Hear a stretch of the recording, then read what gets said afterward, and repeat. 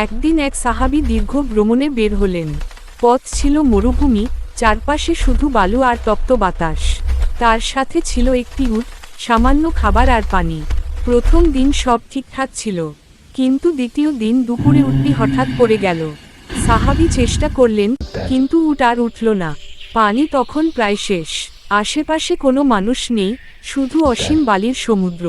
সাহাবী বসে পড়লেন এবং বললেন, এর থেকে বড়, হে আল্লাহ, এখন আর কারো ওপর ভরসা নেই, শুধু তোমার উপরই আস্থা রাখছি। তুমি চাইলে এই মরুভূমিতেও আমার জন্য পথ খুলে দিতে পারো।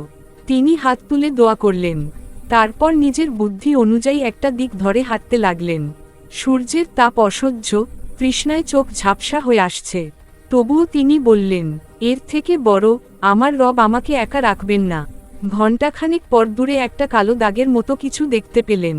কাছে গিয়ে দেখলেন, ওটা একটা পুরনো কূপ, পাশে একটা খেজুর গাছ।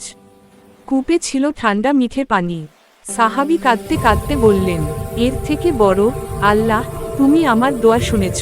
তুমি সত্যিই তোমার বান্দাকে কখনো একা রাখো না। তিনি পানি পান করলেন, নামাজ পড়লেন, শুকরিয়া আদায় করলেন।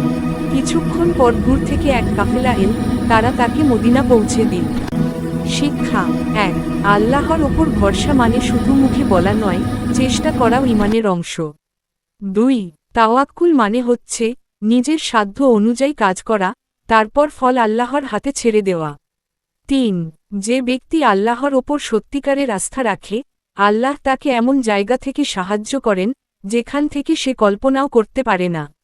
৪. কুরআনে আল্লাহ বলেন, এর থেকে বড়, যে আল্লাহর ওপর ভরসা করে, আল্লাহ তার জন্য যথেষ্ট। সূরা আত-তালাক, আয়াত ৩।